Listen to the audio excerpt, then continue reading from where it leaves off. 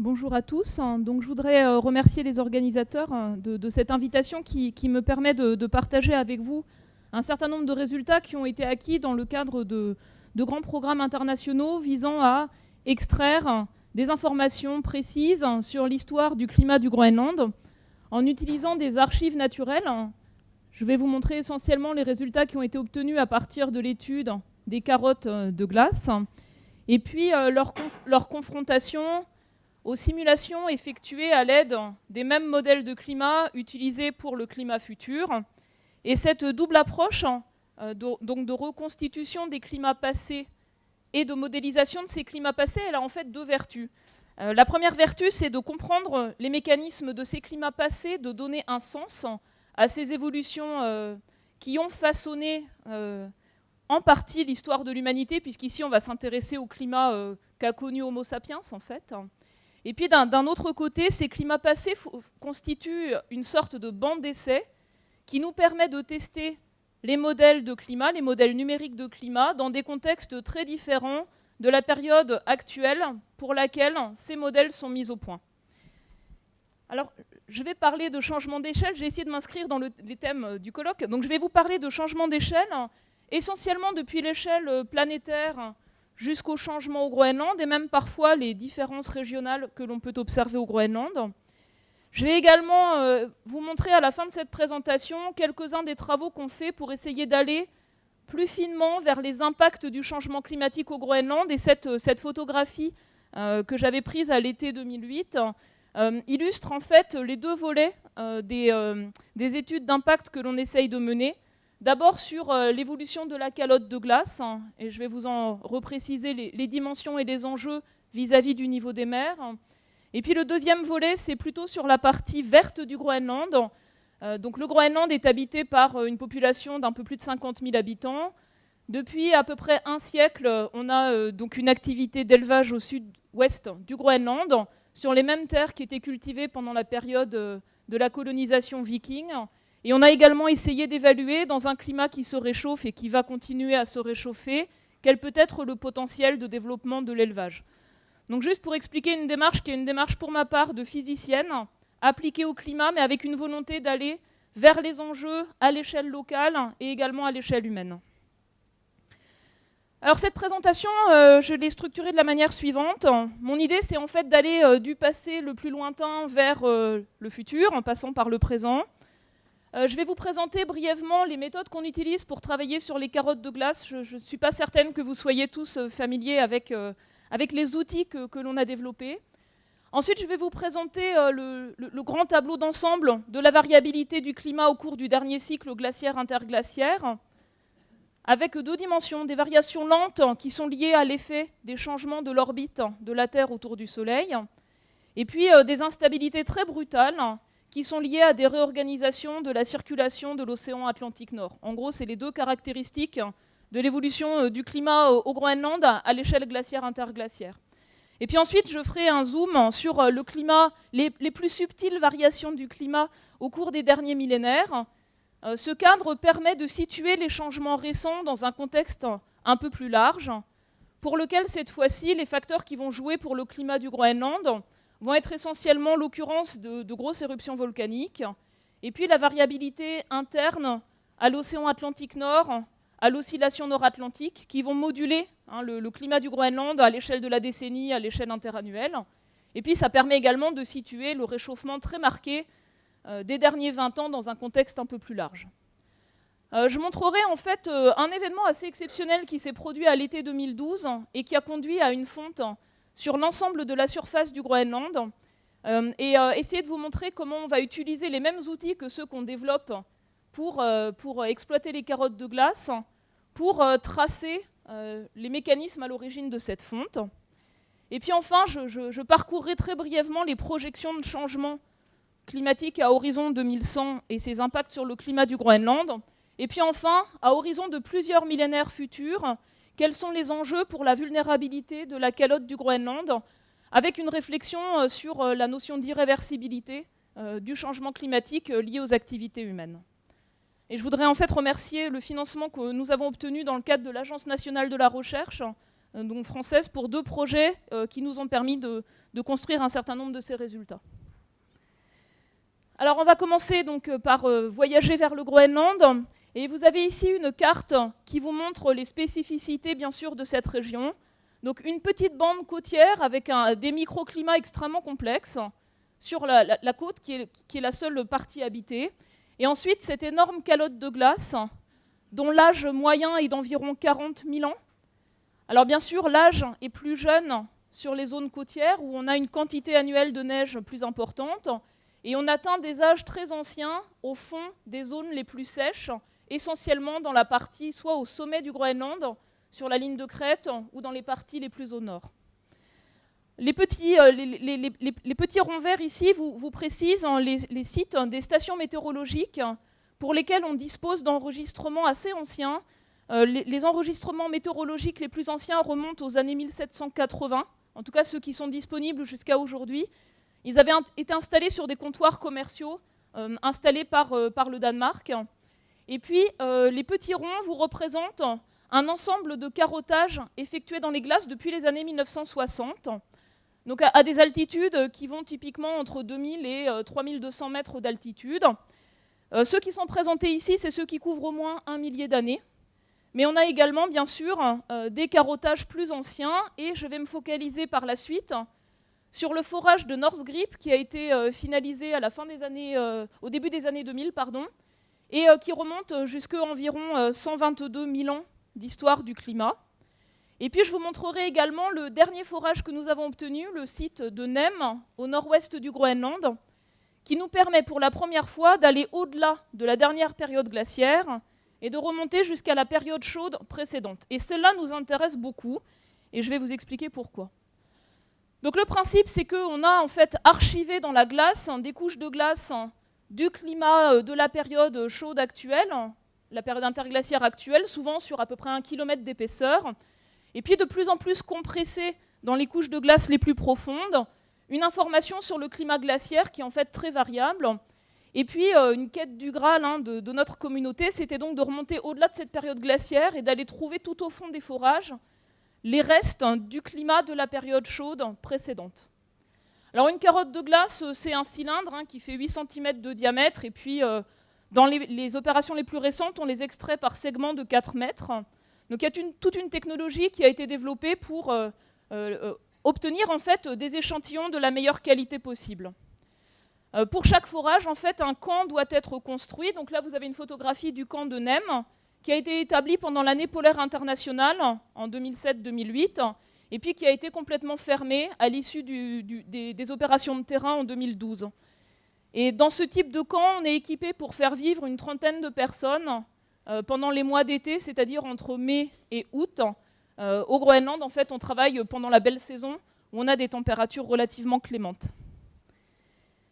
Alors qu'est-ce qu'on trouve dans cette glace? On va trouver, donc là c'est une photographie au microscope en lumière polarisée d'une petite tranche de glace, pas trop profonde. Et donc ce que vous voyez là, ce sont les cristaux de glace en couleur. Et puis au joint, en fait, entre ces cristaux de glace, vous avez des bulles d'air qui apparaissent ici de manière plus sombre. Donc une des spécificités des carottes de glace comme archive du climat, c'est qu'on va trouver toute une palette d'informations. Donc en analysant l'eau même, les molécules d'eau qui constituent cette glace, le rapport des différentes molécules d'eau, l'oxygène 18, le deutérium, on va avoir un traceur à la fois de la température locale et puis de l'origine de l'humidité. En calculant l'épaisseur chaque année des couches de glace, on a accès en fait à l'accumulation annuelle, donc qui est liée à la précipitation moins éventuellement la sublimation ou la fonte. On va également analyser les impuretés qui sont contenues dans cette glace, et on va ainsi avoir une information sur le dépôt de particules transportées par l'atmosphère. Donc on peut avoir accès à l'histoire de la pollution. Le Groenland est une formidable archive de la pollution, essentiellement en provenance donc de l'Amérique du Nord, de l'Eurasie, et depuis la période romaine jusqu'à l'actuelle. On a également une mémoire très importante de l'activité volcanique. Au Groenland, on va collecter par exemple les grosses particules qui viennent des volcans d'Islande, qui n'ont pas un impact majeur sur le climat, mais qui sont enregistrées très fidèlement. Et puis on va avoir le dépôt de sulfate lors des éruptions volcaniques tropicales qui ont un effet très fort sur le climat.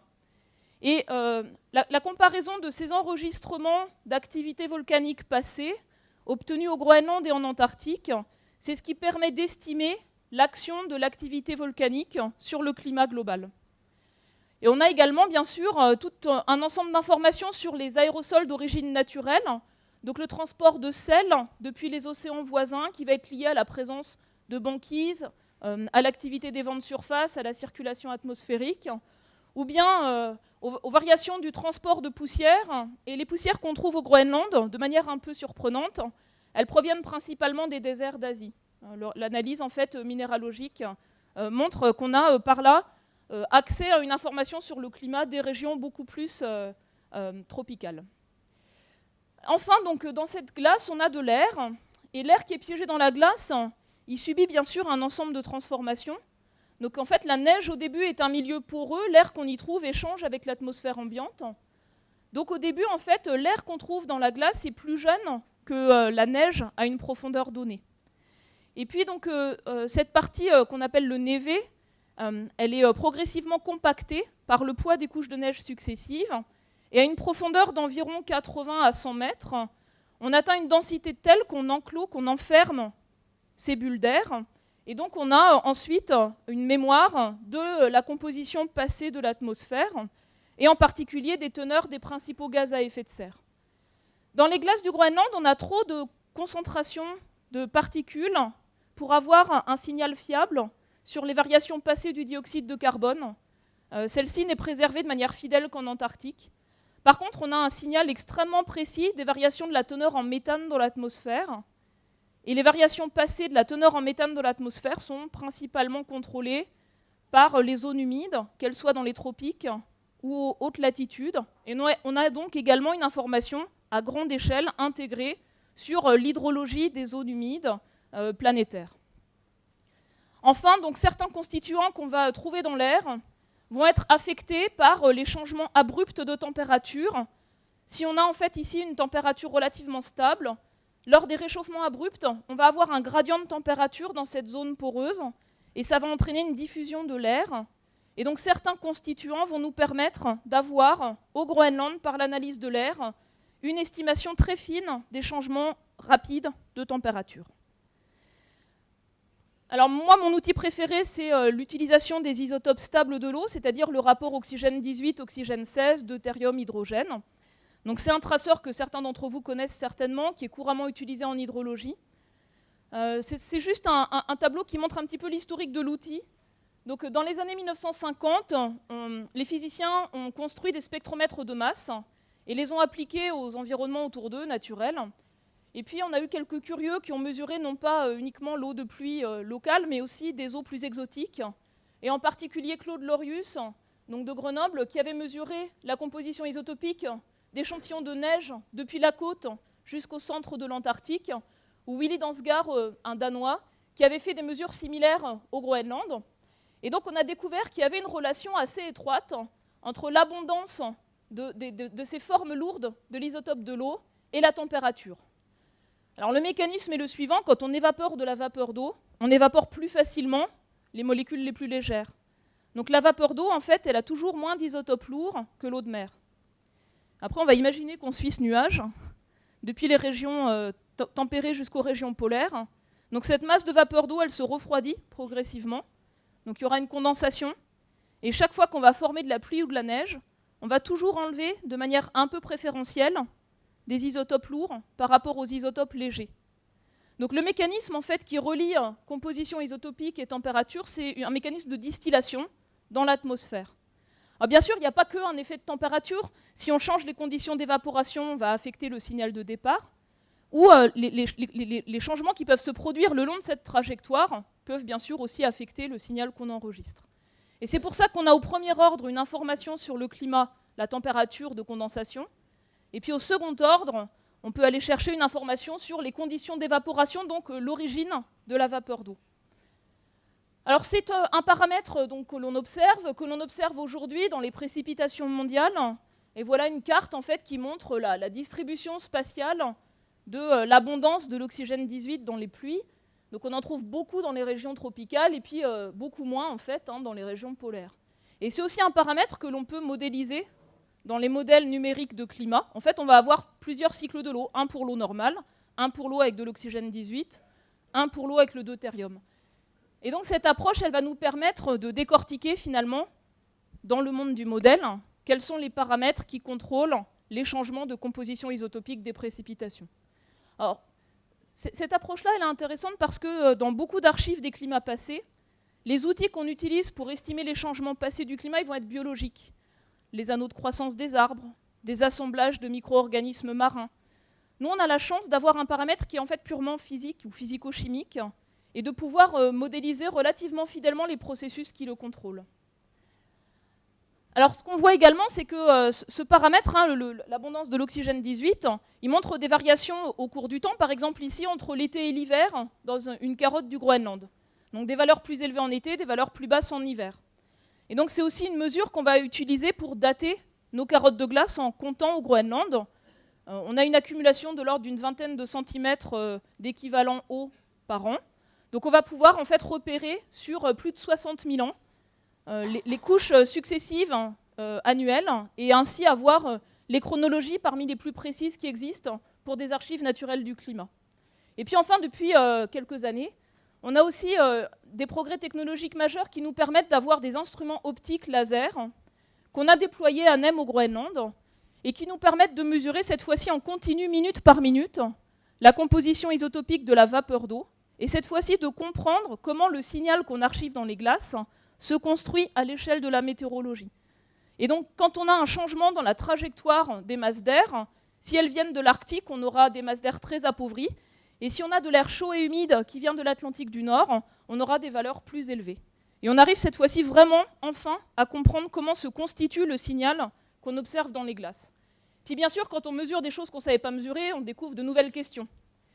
Et jusqu'à présent, on pensait que la composition isotopique de la neige, c'était en gros un truc qui se faisait quand on a condensation dans les nuages, puis ensuite la neige tombait, puis après on savait bien qu'il y avait des échanges dans le névé entre les couches de neige successives, mais on s'intéressait assez peu à ces effets-là.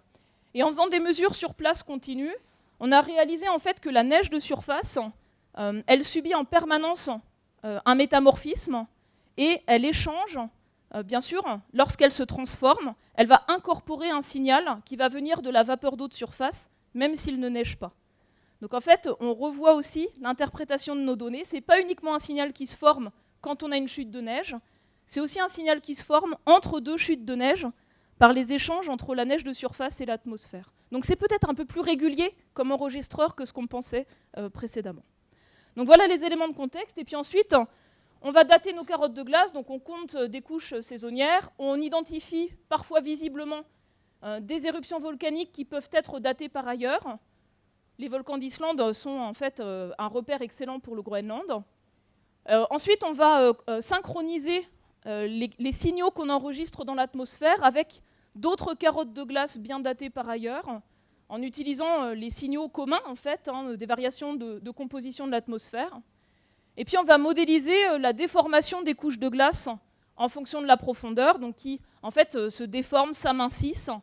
Et donc, on va intégrer l'ensemble de ces méthodes pour avoir une datation qui soit la plus juste possible et en estimant le mieux possible l'incertitude associée. Donc cette incertitude, elle est quasiment de 0 pour le dernier millénaire, c'est-à-dire on date à l'année près. Si on est il y a environ 10 000 ans, on peut avoir une incertitude de quelques dizaines d'années. Quand on arrive à la période glaciaire, on peut avoir des années très sèches. Et là, notre incertitude, elle augmente fortement, donc plusieurs siècles. Et puis, il y a 50 000 ans, ça va déjà être plus de 1000 ans. Donc voilà un peu l'ordre de grandeur de la précision des âges qu'on va associer à nos enregistrements. Alors, premier résultat important, c'est le signal continu le plus long que l'on a au Groenland. Il a été obtenu dans le forage Northgrip, donc au nord du Groenland. Vous avez le temps qui est présenté ici. On est ici il y a 120 000 ans, 60 000 ans, et le 0, c'est l'actuel, en fait. C'est la convention des paléoclimatologues. Donc vous avez en vert le signal de composition isotopique mesuré dans les glaces du Groenland. Donc des valeurs élevées sont des températures chaudes, des valeurs basses, ce sont des températures froides. J'ai également représenté en orange le facteur clé qui conditionne l'évolution du climat à des échelles de temps de plusieurs milliers d'années, c'est la répartition de l'énergie solaire à la surface de la Terre du fait des modifications lentes de l'orbite de la Terre autour du Soleil. Donc vous voyez qu'en fait, il y a environ 120 000 ans, on avait un ensoleillement d'été à nos latitudes plus important. On a ces cycles liés à la précession, on a également des variations plus lentes liées à l'excentricité. Donc le climat en fait va réagir à ces changements de la répartition de l'ensoleillement avec un certain nombre de rétroactions. Et quand on regarde sur le long terme, les principales rétroactions que je n'ai pas illustrées ici sont simplement le fait que quand le climat se refroidit, on construit de gigantesques calottes de glace qui couvrent l'Amérique du Nord, le nord de l'Europe. Par leur albédo, elles amplifient le refroidissement. Et quand l'océan se refroidit, quand sa circulation change, il va séquestrer du dioxyde de carbone. La teneur en dioxyde de carbone de l'atmosphère baisse, moins d'effet de serre, un climat qui se refroidit. Un climat plus sec, c'est un climat avec des moussons moins intenses, moins de production de méthane, moins d'effet de serre liés au méthane, etc. Donc en fait, on va vraiment décortiquer toutes ces rétroactions de la machine climatique. Donc au Groenland, on a des conditions plus chaudes il y a environ 120 000 ans, un refroidissement graduel qui est d'ailleurs global, en fait, on le retrouve aussi en Antarctique. Et puis vous voyez assez rapidement la mise en place d'instabilité très brutale, marquée par des phases froides, relativement stables, des réchauffements abrupts, et puis ensuite un refroidissement d'abord graduel, puis plus brutal. Donc ces instabilités très rapides, elles ne sont pas liées à l'effet de l'orbite de la Terre sur le climat, elles sont liées à des réorganisations de la circulation de l'océan Atlantique Nord, et puis ses conséquences sur l'extension de banquise et sur le transport de chaleur par l'atmosphère vers le Groenland. Donc vous voyez donc, ces instabilités rapides, elles sont en fait également globales, c'est-à-dire qu'on en détecte la signature à toutes les latitudes. Par contre, elles ne sont pas en phase partout. Donc quand vous avez une phase froide au Groenland, l'Antarctique se réchauffe. Quand le Groenland se réchauffe, ça marque la fin de cette période chaude en Antarctique. Donc on les décrit comme des événements de bascule entre les deux hémisphères. Et ces instabilités rapides, elles sont associées à des déplacements de l'hémisphère nord à l'hémisphère sud, de la zone de convergence intertropicale, avec des effets opposés sur les moussons en Afrique de l'Ouest, en Asie du Sud-Est et puis à l'inverse en Amérique du Sud. Alors ce que je voulais également mentionner là, c'est donc ce refroidissement qui s'opère de manière graduelle. Au Groenland, la période la plus froide qui culmine il y a environ 25 000 ans, dernier maximum glaciaire. Et puis le réchauffement qui ensuite met fin à cette période glaciaire, qui est également ponctuée par des instabilités rapides. Vous voyez, donc le climat commence à se réchauffer brutalement, retourne à un état intermédiaire, et puis ensuite, il y a environ 11 700 ans, on a la fin de ce réchauffement qui donne ensuite place au climat relativement stable des derniers millénaires.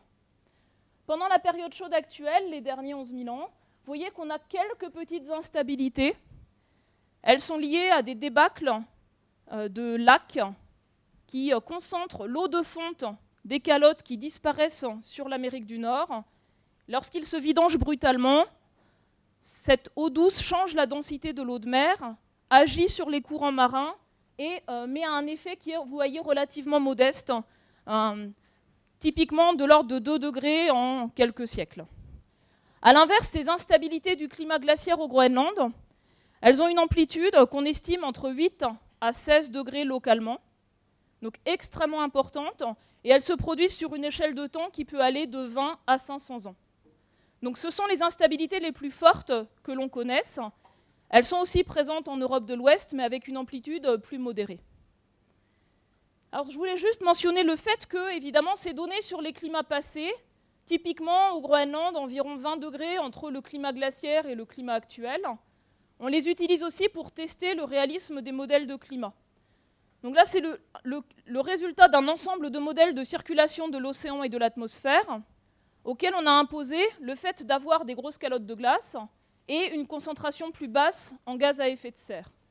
Et vous voyez que ces modèles de climat simulent un refroidissement modeste dans les régions tropicales, beaucoup plus marqué du côté des pôles, avec un ordre de grandeur qui est assez comparable aux reconstructions dont on dispose. Alors un petit focus sur ces instabilités rapides en climat glaciaire. On les comprend assez bien. On comprend assez bien leur mécanisme, même si on a encore des discussions sur leur cause exacte. Alors le mécanisme, il est le suivant. Dans l'hémisphère nord, on a des phases où le transport de chaleur par la circulation de l'océan Atlantique est active, ce sont les phases chaudes au Groenland, et puis des situations où le transport de chaleur par la circulation de l'océan Atlantique est interrompu, et ça correspond à des phases froides au Groenland, de manière idéalisée. Et on peut avoir vraiment une approche de modèle très simple, où on va prendre un effet de bascule, transport actif ou pas, par la circulation de l'océan Atlantique, et puis une inertie qui est celle de l'océan austral. Et quand on prend en compte cette approche-là, on simule en fait, pendant les phases froides du Groenland, un réchauffement graduel de l'Antarctique. Quand le Groenland se réchauffe brutalement, un retour à des conditions plus froides en Antarctique. Donc vraiment ce mécanisme de bascule retardé, c'est la marque, à partir de l'étude des carottes de glace du Groenland et de l'Antarctique, des conséquences de réorganisation de la circulation de l'océan Atlantique Nord sur le climat. Et ce genre de processus, on peut aussi le simuler à l'aide des modèles de circulation générale de l'océan et de l'atmosphère. Donc ici, c'est le résultat d'un modèle américain, mais j'aurais pu vous en montrer beaucoup d'autres. On impose artificiellement un flux d'eau douce à la surface de l'océan Atlantique Nord pour imiter, par exemple, la débâcle de la calotte qui couvrait l'Amérique du Nord. Et dans ce cas-là, on va simuler donc, une interruption de cette boucle de transport de chaleur par les courants marins, des conditions beaucoup plus froides dans l'Atlantique du Nord et un léger réchauffement du côté de l'Antarctique. La structure des changements simulés est cohérente avec les changements rapides que l'on observe. Donc il pourrait sembler que tout est simple.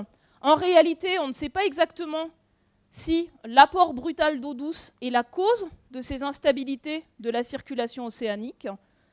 Il n'est pas impossible que cette instabilité puisse être spontanée, propre à la circulation d'un océan glaciaire un peu plus froid qu'aujourd'hui. De même manière, il n'est pas impossible que les réorganisations de cette circulation océanique soient ensuite à l'origine d'instabilité des glaces qui couvraient l'Amérique du Nord. Pour répondre à ces questions, en fait, on a besoin d'avoir des enregistrements dans les sédiments marins, des enregistrements dans les glaces, des enregistrements sur les sédiments, des estimations des variations de niveau des mers, et le tout sur une même échelle de temps, ce qui reste encore très délicat. Mais le message, en fait, il est qu'on décrit de mieux en mieux ces instabilités rapides dans toutes les régions. On comprend que la réorganisation de la circulation de l'océan Atlantique est le mécanisme clé, mais par contre, la cause exacte de cette réorganisation, elle reste encore discutée. Alors, on va maintenant passer à notre quête du Graal. Donc, depuis 60 ans, il faut quand même le dire, on a cherché dans les glaces du Groenland à remonter avant cette période glaciaire, pendant la période chaude précédente. Alors, pourquoi chercher cette période chaude précédente? Donc, elle est plus chaude parce que l'orbite de la Terre était différente. L'obliquité était un peu différente, ce qui entraînait des étés plus chauds à nos latitudes. Et les étés de l'hémisphère nord se produisaient quand la Terre est au plus près du Soleil, donc avec vraiment un ensoleillement beaucoup plus important qu'aujourd'hui en été à nos latitudes. Ça, c'est une synthèse des données disponibles de manière un peu qualitative, sans avoir une datation très précise. Et on sait en fait que pendant cette période, il y a environ 120 000 ans, on a des conditions plus chaudes qu'aujourd'hui en Antarctique, des conditions plus chaudes qu'aujourd'hui dans les hautes latitudes nord et dans le bout des carottes dont on disposait au Groenland. Donc un climat plus chaud aux deux pôles. Ensuite, on sait également que pendant cette période, le niveau moyen des océans était plus élevé qu'aujourd'hui, et en fait, elle est là, notre principale motivation. Et ces estimations, qui sont parmi les plus précises, elles suggèrent que pendant la période entre, en gros, 125 et 118 000 ans, le niveau des mers était jusque 5 à 10 mètres plus élevé qu'aujourd'hui. D'où la question de savoir, est-ce que la calotte du Groenland avait résisté à ce réchauffement? Quelle a été sa contribution à cette montée du niveau des mers? Et travailler dans un climat plus chaud qu'aujourd'hui, c'est aussi intéressant pour comprendre les processus à l'œuvre, les rétroactions dans la région arctique qui contribuent à un réchauffement important. Alors la calotte du Groenland aujourd'hui, si elle fondait entièrement, elle représenterait un peu plus de 7 mètres d'équivalent niveau des mers. Donc vous voyez bien qu'elle est un candidat potentiel pour expliquer cette montée du niveau des mers. Et les simulations qui étaient disponibles il y a quelques années, en fait, qui étaient utilisées dans le rapport de 2007 de l'IPCC, suggéraient que oui, potentiellement, la calotte du Groenland avait pu perdre au moins la moitié de son volume. Alors si c'était le cas, si on avait eu vraiment une fonte très importante de la calotte du Groenland, dans ce secteur-là du nord-ouest, on devrait quand même trouver de la glace, mais on devrait trouver de la glace qui à l'époque était beaucoup plus basse qu'aujourd'hui, et donc un signal de changement d'altitude dans la quantité d'air présente dans les bulles, et un signal de réchauffement bien sûr très important.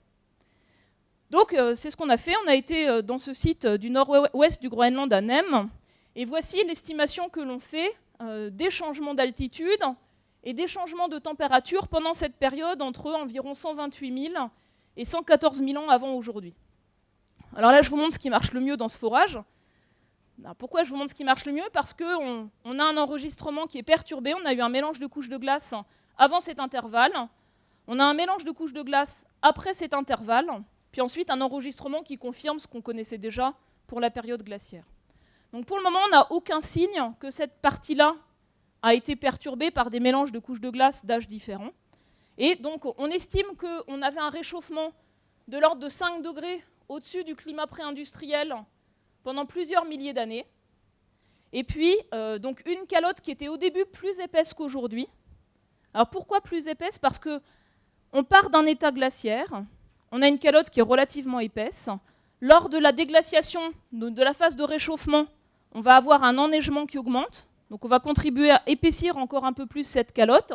Et puis dans la phase de climat chaud, d'ensoleillement important, on va par contre entraîner une fonte, et vous voyez environ 400 mètres de changement d'altitude pendant une période d'environ 4000 ans. Alors quels sont les points clés? Un climat quand même beaucoup plus chaud qu'aujourd'hui, tel qu'il est reconstruit. Une calotte sur ce site-là qui a bien résisté, avec des changements d'altitude relativement modestes. Alors comment utiliser cette information pour savoir quelle a été la contribution de la calotte du Groenland lors de cet épisode de forte montée du niveau moyen des mers? On ne peut le faire qu'en combinant nos données ponctuelles aux différents calculs qui existent de simulation du volume de cette calotte. Donc là, ce sont les 4 simulations qui étaient disponibles il y a environ 2 ans.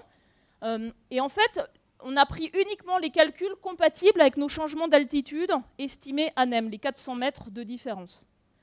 Et quand on fait cet exercice, on s'aperçoit qu'on a en fait une certaine incertitude, bien sûr. Vous voyez qu'on a des calculs qui déglacent une partie importante du sud du Groenland ou du nord-est du Groenland, d'autres calculs qui produisent une déglaciation beaucoup plus importante avec une calotte qui reste en fait centrée sur sa ligne de crête.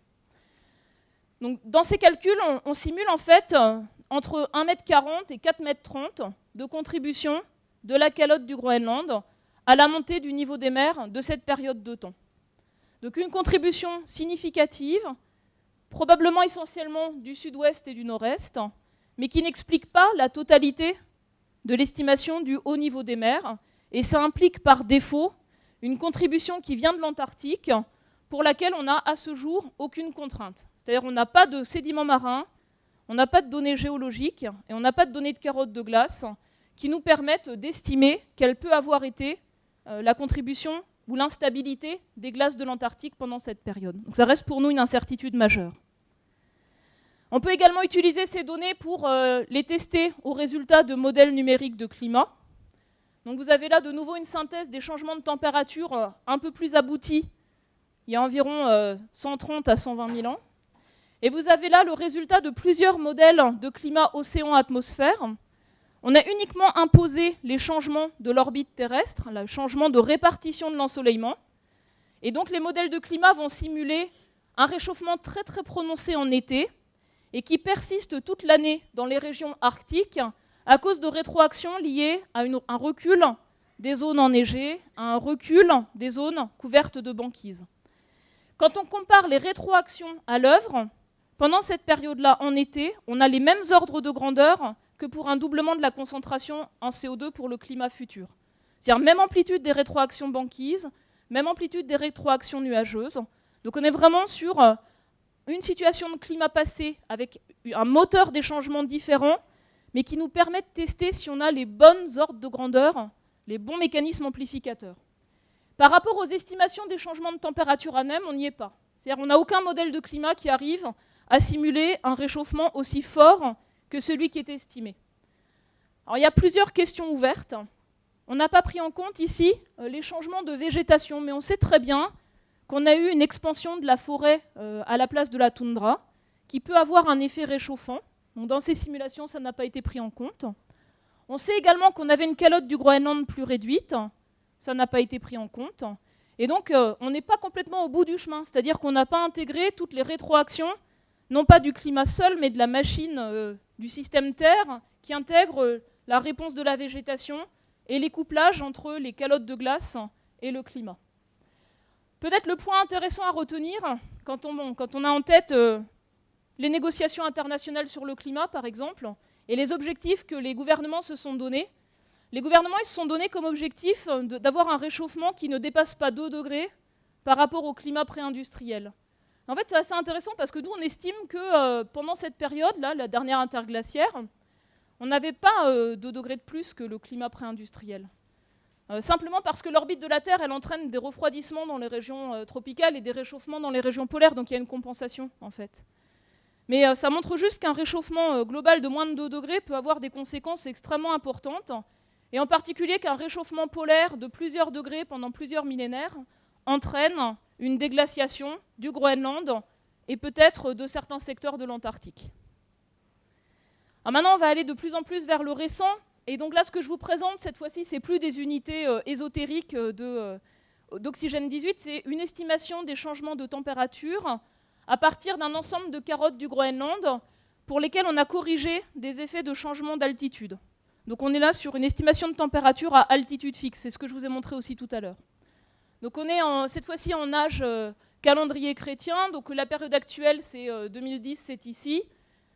Et puis on est sur une période donc, des derniers 11 000 ans, donc la période interglaciaire actuelle. Vous voyez qu'au Groenland, on a eu jusque 2 degrés de plus qu'aujourd'hui, au début de cette période chaude actuelle, parce qu'on avait un ensoleillement en été plus important, bien sûr. Ensuite, on observe donc, ces petits épisodes froids dont je vous parlais tout à l'heure, il y a environ 8200 ans, vidange d'un grand lac qui drainait la calotte de glace américaine, un petit coup de froid, à peu près 2,5 degrés par siècle, donc d'anomalie, de refroidissement et de réchauffement au Groenland. Et puis ensuite, donc, ce refroidissement graduel, qui est lié à l'effet des changements lents de l'orbite de la Terre, et superposé à ce refroidissement graduel toute une variabilité. Donc là, je vous montre des données avec une résolution de 20 ans, on a aussi des données avec une résolution annuelle. Et donc on a une variabilité à 20 ans, on a une variabilité interannuelle qui reste toujours très forte. Et vous voyez que l'intervalle le plus froid, en fait, il est observé dans ce qu'on appelle le petit âge de glace, au cours du dernier millénaire, pour lequel on estime qu'on a eu un effet important d'une activité volcanique un peu plus forte que la moyenne, et qui a contribué à accentuer le refroidissement à ces latitudes, surtout jusque donc, au XIXe siècle. Ce qu'on peut voir aussi, et j'ai rapporté là les mesures météorologiques du sud-ouest du Groenland, donc c'est un réchauffement récent qui sort de la gamme des variations des derniers siècles. La moyenne 2001-2010 qui est atteinte quelques fois au cours des derniers millénaires, à l'échelle d'une dizaine d'années, et puis qui est le niveau moyen qu'on avait il y a 4000 ans.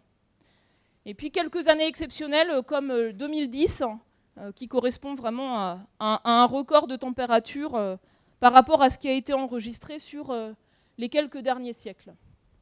J'ai également reporté ici d'ailleurs les différentes cultures qui se sont succédées au Groenland, les cultures pré-inuites, l'occupation viking et puis les Inuits modernes, dont je souligne la formidable capacité d'adaptation, puisqu'en fait ils se sont installés au Groenland et ils ont réussi à subsister dans un contexte qui était finalement beaucoup plus hostile que celui que les peuples précédents avaient pu connaître. Alors maintenant je vais faire un zoom sur les derniers siècles. Alors la figure elle est un tout petit peu chargée, mais vous n'êtes pas obligé de lire le détail. C'est juste pour aller en fait sur la comparaison entre les signaux qu'on enregistre dans les glaces et les mesures météorologiques. En noir, vous avez les données météorologiques sur le sud-ouest du Groenland. Elles sont représentées ici à partir de 1820. Avant 1820, on a des trous pour certains mois. Donc l'estimation de la température moyenne annuelle est plus incertaine. Donc vous voyez donc, ce réchauffement dont je parlais, avec une période chaude dans les années 1920-1940, des épisodes froids dans les années 70-80, et puis un réchauffement qui est très spectaculaire depuis environ 1993. Et en gris, vous avez une analyse en composantes principales de tous les forages dont on dispose au Groenland, donc le signal commun, et qui est en fait, vous voyez, extrêmement bien corrélé avec l'évolution des températures mesurées par des thermomètres. Donc c'est un indicateur de la fiabilité finalement de l'enregistrement dont on dispose. Alors ce signal en fait de variabilité, il va être lié à l'oscillation nord-atlantique, avec un lien très étroit donc, qui affecte au Groenland donc la trajectoire des masses d'air depuis l'Atlantique, la quantité de précipitations et les températures. On a également donc, une association assez étroite avec la température de l'Atlantique subtropical, avec donc l'indice de l'oscillation atlantique multidécennale que vous voyez ici. Alors j'en profite pour mentionner qu'on a 2 travaux qui sont en cours. En utilisant un certain nombre d'archives du climat, on est en train de faire une reconstitution de l'indice de l'oscillation nord-atlantique sur plus de 1000 ans. Et grâce aux carottes de glace du Groenland, on montre qu'une étude antérieure qui suggérait qu'on était en position positive persistante pendant la période médiévale, c'est faux. Donc on est plutôt sur une sorte de bruit, c'est-à-dire on n'a pas un signal dominant, on a une variabilité très forte. Le seul signal qui semble émerger pour l'oscillation nord-atlantique sur le dernier millénaire, c'est une réponse nette aux éruptions volcaniques majeures. En ce qui concerne l'oscillation multidécennale de l'Atlantique du Nord, de la même manière, elle est fortement liée à la récurrence des éruptions volcaniques. En fait, on pense que cette variabilité à 20 ans, elle existe spontanément, mais que quand on a une éruption volcanique majeure, on la réinitialise. Et selon le temps qui s'écoule entre 2 éruptions volcaniques successives, on peut la maintenir ou l'atténuer. Donc ça, ce sont des travaux qui reposent sur l'utilisation de modèles de climat et un certain nombre d'archives à très haute résolution, comme ces glaces du Groenland. Alors si cette intuition est juste, ça veut dire qu'il y a une capacité de prévisibilité de la température de surface de l'océan Atlantique Nord, en particulier après des éruptions volcaniques majeures. C'est une prévisibilité même à horizon 20 ans.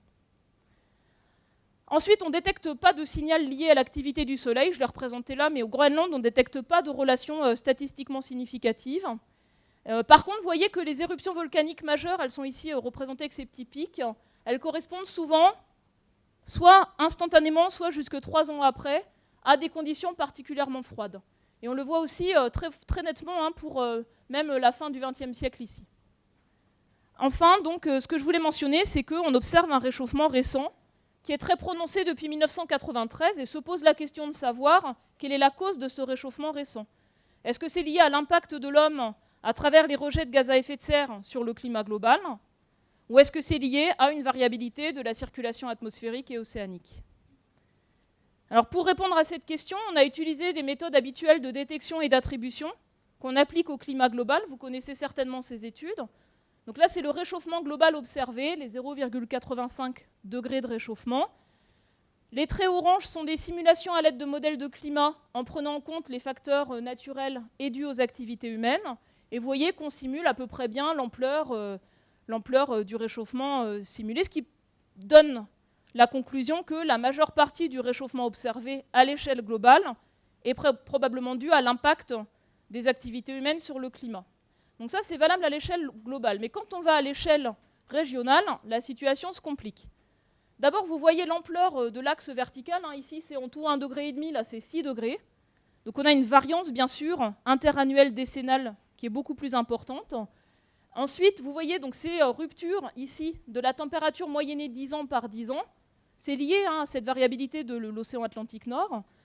Il n'y a aucune raison qu'une des simulations climatiques ne la produise au bon moment. Et donc, quand on moyenne ces simulations climatiques, on n'a pas cet effet de la variabilité interne du climat. On a juste la réponse moyenne au forçage. Et pour le Groenland, la réponse moyenne au forçage, elle produit un léger réchauffement au cours du XXe siècle, vraiment ténu. Et par contre, un réchauffement qui devrait être détectable et significatif à partir des années 1960. La situation observée elle est plus contrastée parce qu'elle montre l'impact des changements de circulation de l'océan et de l'oscillation nord-atlantique. Et si on compare en fait les ordres de grandeur des réchauffements simulés et estimés, on arrive nous à la conclusion qu'on a à peu près 50% qui est dû à de la variabilité interne, 50% qui est dû à l'impact des activités humaines. Les implications, elles sont multiples. En fait, les modèles de climat pour le Groenland, Ils n'ont pas tout à fait le bon spectre de variabilité. Ils sous-estiment les variations lentes, en fait, les variations sur 20 ans. Ça veut dire que pour les projections de climat futur, il faut s'attendre à une variabilité plus importante que celle qui est simulée. Et c'est ça qui va être déterminant dans tout ce qui touche à l'adaptation. Alors si on regarde les projections d'évolution du climat au Groenland et globalement à horizon 2100, vous êtes certainement familier avec ces calculs.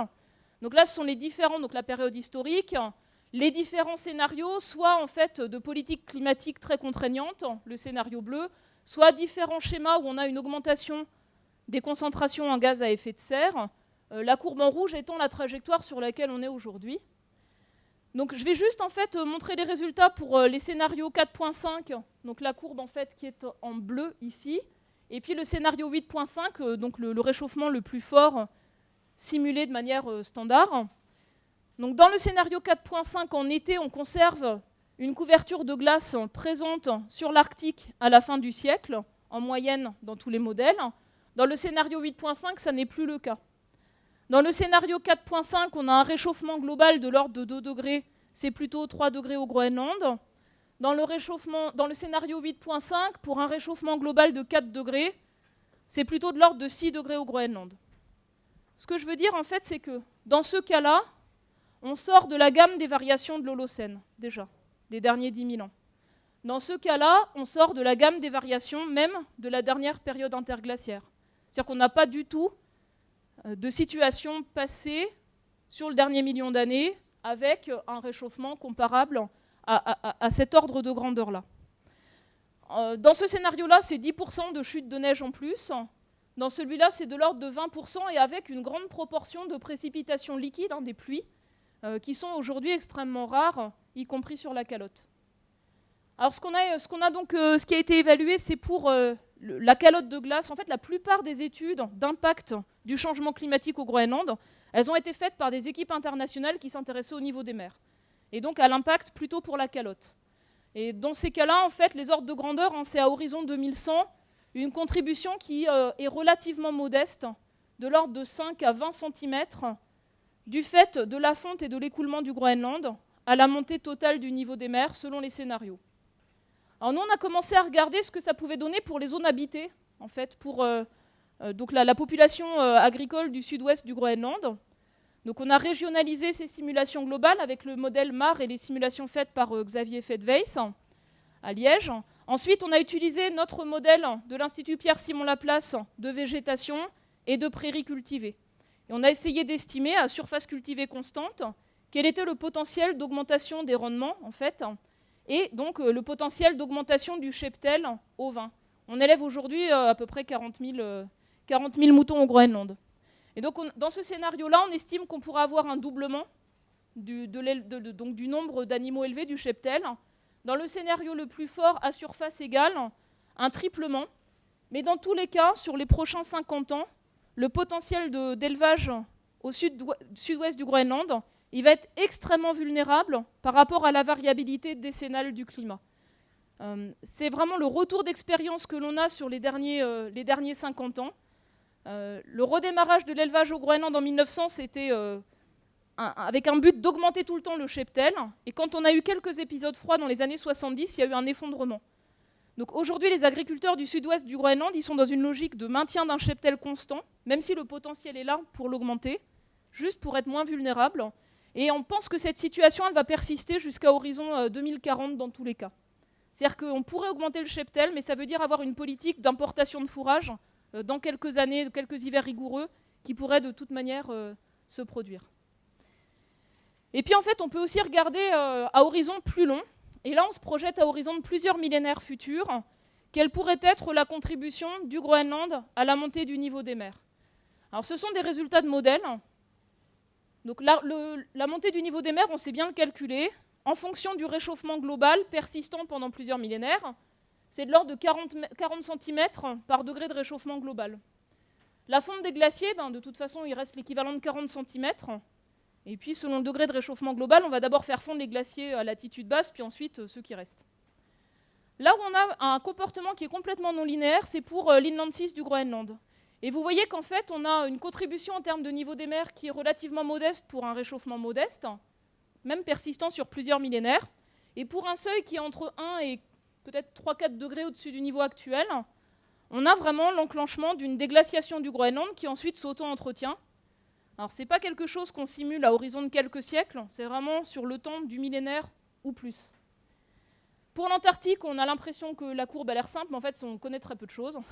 Et donc c'est le résultat d'un modèle qui représente très mal toutes les parties potentiellement instables de l'Antarctique, de l'Ouest en particulier. Alors ce qui est intéressant, c'est quand on prend le total des différentes contributions sur le niveau des mers.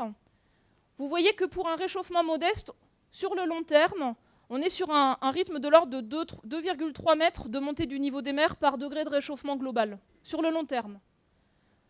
Mais pour un seuil qui est autour de 1 à 2 degrés, on a une accélération. Et alors ce qui est intéressant, c'est que cette accélération, elle correspond à la gamme de température de la dernière période interglaciaire, par exemple. Et donc les données qu'on a pour cette dernière période interglaciaire, l'incertitude sur le réchauffement global, l'incertitude sur la montée du niveau des mers, elle n'est pas incohérente avec ces simulations. Donc là, on a vraiment l'intérêt de ces études de climat passé pour des processus lents, pour lesquels on est obligé de se fier à des modèles numériques dont on sait qu'ils sont imparfaits. Et la seule manière de tester leur réalisme pour l'écoulement lent des glaces ou d'autres aspects, c'est vraiment d'aller regarder ces climats passés anciens. Donc là, c'est le cas de la dernière période interglaciaire. Là, c'est le cas d'une période interglaciaire exceptionnellement longue qui a eu lieu il y a 400 000 ans, qui n'était pas forcément très chaude, mais qui a duré à peu près 30 000 ans. Et donc, du fait de cette durée très longue, le Groenland a probablement eu le temps de subir une déglaciation en fait beaucoup plus importante, simplement par la durée de la phase chaude. Et puis la boîte qui est représentée ici, c'est le climat du Pliocène il y a à peu près 3 millions d'années, et qui avait juste dans les phases chaudes une concentration en CO2 qui était la même qu'aujourd'hui, de l'ordre de 400 parties par million, mais qui a persisté pendant des périodes d'une durée relativement longue. Voilà, donc j'ai fait ce tour d'horizon. Pour la partie climatique, je voulais juste revenir sur un point en fait, que j'ai passé parce que j'arrivais pas à faire une transition élégante. et donc ce point, c'était l'étude d'un événement exceptionnel. C'est celui de l'été 2012. Donc à l'été 2012, le Groenland a subi une fonte qui s'est étendue sur l'ensemble de sa surface. Et on commence à arriver à comprendre les mécanismes à l'œuvre. Et donc les mécanismes à l'œuvre, ils tiennent à une sécheresse prononcée sur l'Amérique du Nord l'été précédent, le printemps précédent. Et puis une masse d'air en fait chaude et sèche qui a glissé, qui s'est bourrée d'humidité en arrivant sur l'océan Atlantique et qui a formé une sorte de rivière atmosphérique, donc qui a filé vers le nord, qui a contourné le sud du Groenland et qui est rentré par le nord-ouest sur la calotte. Et ensuite, on a eu un certain nombre de rétroactions qui ont eu lieu. Donc ces rétroactions, ça a pu être de la pluie sur la neige qui a changé son albédo, des températures positives qui ont entraîné une fonte qui a changé l'albédo, donc qui a entraîné en fait une fonte qui s'est entretenue et amplifiée. Ça peut être aussi la formation de nuages bas qui contiennent des gouttelettes d'eau qui ont un effet de serre additionnel important. Et ce type d'événement ponctuel, il permet vraiment d'étudier ce qui se passe dans des conditions au-dessus de la calotte beaucoup plus chaudes que l'état moyen. Alors nous, on a eu quelque part de la chance parce qu'on avait 2 instruments de mesure des isotopes stables de l'eau dans la vapeur qui ont fonctionné. Alors c'est des appareils un peu capricieux, ils sont souvent en panne. Et alors par chance, ils ont fonctionné pendant cette vague de chaleur. Donc on a vu l'événement arriver au sud du Groenland, puis après on l'a vu arriver sur le site de Nem au nord-ouest du Groenland. Donc en fait c'est la température au sud du Groenland, donc il fait chaud, 5-10 degrés, puis l'événement arrive, ça monte jusque 20 degrés, puis ensuite on revient à l'état précédent. Donc on voit arriver en fait une dépression finalement qui n'est pas exceptionnelle au sud du Groenland par rapport à tous les passages dépressionnaires qui arrivent régulièrement. Par contre, quand on est sur la calotte, là, on a des températures habituellement douces de l'été à Nem, c'est-à-dire moins 10, moins 15 degrés. Quand cet événement arrive, on dépasse les 0 degrés, on a même des températures positives. Et vous voyez que cet événement, il a une conséquence locale sur la température de surface pendant plusieurs jours. Ce n'est pas aussi éphémère que simplement l'arrivée de la masse d'air chaud et humide. Alors ce qui est vraiment surprenant, c'est la composition isotopique de la vapeur d'eau. Normalement, on a un gradient très fort entre la côte sud du Groenland, avec beaucoup d'isotopes lourds, et puis la partie nord, où on est très appauvri, on a des valeurs beaucoup plus basses. Et pendant cet événement, vous voyez que les compositions isotopiques se rejoignent, que ce soit pour le deutérium ou pour l'excès en deutérium, c'est notre paramètre de second ordre, qui préserve un signal lié aux conditions d'évaporation des masses de vapeur d'eau. Et donc dans ce paramètre, ce qu'on voit, c'est qu'on a la même source d'humidité qui arrive en fait au sud du Groenland et au nord. Et ça, c'est quelque chose qu'on n'avait jamais vu en fait précédemment. D'habitude, on a vraiment des transports de masse de vapeur d'eau par la baie de Baffin qui arrive ici, puis là plutôt qui viennent d'Islande et qui arrivent au sud du Groenland. Donc c'est vraiment un événement exceptionnel. Maintenant qu'on a le type de signature associé à un événement de fonte, parce qu'on a bien enregistré un événement de fonte, on va retravailler sur les carottes de glace. Mais dans l'état de nos connaissances, un événement similaire, en tant que fonte, on ne l'enregistre qu'une fois sur les derniers siècles, en 1889. Et une étude sur les réanalyses atmosphériques suggère qu'on a pu avoir, on ne peut pas exclure qu'on ait eu un événement ponctuel de ce type-là qui se soit mis en place. Et puis ensuite, si on remonte plus loin, les événements de fonte enregistrés dans toutes les carottes de glace, on les retrouve plutôt il y a plusieurs milliers d'années, dans les phases chaudes, bien sûr, de la période chaude actuelle, lorsque l'orbite de la Terre était un peu différente. Alors je vais juste terminer avec, je n'avais pas mis de conclusion parce que c'est un panorama un peu vaste, mais qui permet de montrer les ordres de grandeur des changements tels qu'on peut les estimer au Groenland sur ces échelles de temps-là. Donc pour en savoir plus, j'ai mis le lien sur le chapitre sur les climats, la physique du climat de l'IPCC, dans lequel moi j'ai coordonné le chapitre sur les climats passés, et donc ça permet d'avoir un peu plus d'éléments par rapport au climat lors des phases chaudes passées et au climat sur le dernier millénaire, pour lequel on a beaucoup d'éléments nouveaux synthétisés dans ce rapport. Et puis également, donc en français, sous presse aux éditions du CNRS, un livre qui porte sur le Groenland, avec l'aspect climat, écosystème et société, et que j'ai eu le plaisir de coordonner avec Émilie Gauthier, qui est palynologue archéologue, David Grémier, qui est un spécialiste des oiseaux, Jean-Michel Huctin, qui est un spécialiste de l'anthropologie au Groenland, et Didier Sfingelou, qui fait de la modélisation du climat. Merci de votre attention.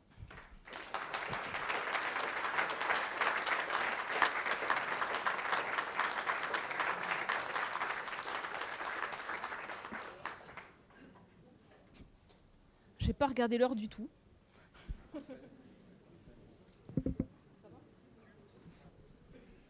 Merci beaucoup pour ce formidable exposé qui nous a entraînés sur des échelles de temps extrêmement variables. Alors ici, on a une communauté qui est plutôt spécialiste de l'actuel.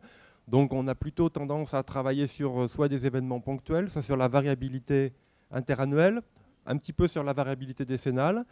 Et donc ce qui était passionnant, moi j'ai trouvé dans cet exposé, c'est qu'on voyait quelles étaient les interactions entre ces différentes échelles dans le temps.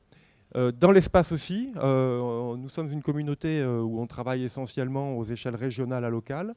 Et ton exposé montre bien que le Groenland a une réponse aux forçages globaux, mais aussi une action sur le système planétaire qui fait qu'il est fondamental de s'intéresser aux échelles régionales. Et la dernière diapo montre même qu'à l'intérieur de la région Groenland, le différentiel entre le nord et le sud est porteur d'informations. Donc on est en plein dans les thématiques centrales de notre colloque. Alors j'imagine qu'il y a beaucoup de questions.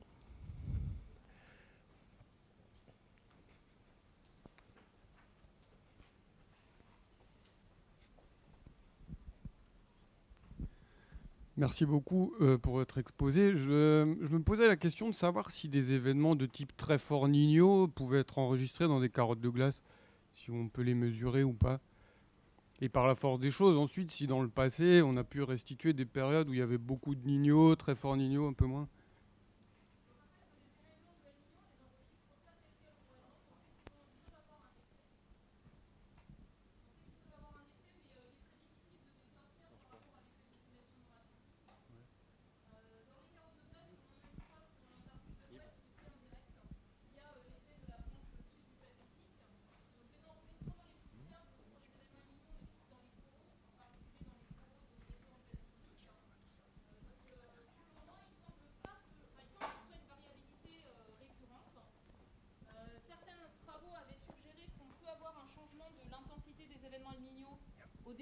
Il y a environ 6000 ans. Il y a environ 6000 ans et ça a été remis en cause par d'autres mesures plus récentes. La question se pose de savoir si on a un lien entre les forçages externes et puis la signature des événements El Niño dans leur fréquence ou dans leur intensité. Il y a un projet en cours qui s'appelle El Paso, qui est coordonné par Pascal Braconneau dans notre laboratoire, qui porte spécifiquement sur cette question-là et qui est à mi-parcours à peu près. Je n'ai pas une réponse en fait simple. Jocelyne Perrard, responsable de la chaire UNESCO Culture et Tradition du vin de l'Université de Bourgogne. Je voudrais tout d'abord vous féliciter. D'ailleurs, vous avez vu que tous les gens étaient scotchés. Hein. On n'a pas entendu voler une mouche. Hein. Donc, vous félicitez pour la qualité des résultats, mais aussi pour votre pédagogie. Et me réjouir, puis je vais poser ma question ensuite, me réjouir que vous travaillez en pluridisciplinaire. Et ça fait une transition avec ma question. J'ai trouvé extrêmement intéressant parce que nous travaillons en seconde main quand même sur la variabilité à l'époque historique et ses conséquences sur la viticulture européenne. Et donc, évidemment, avec le roi Ladurie en première ligne. Et je voudrais vous demander, vous êtes passé très vite sur le signal au Groenland à l'époque de l'optimum climatique, de l'optimum médiéval.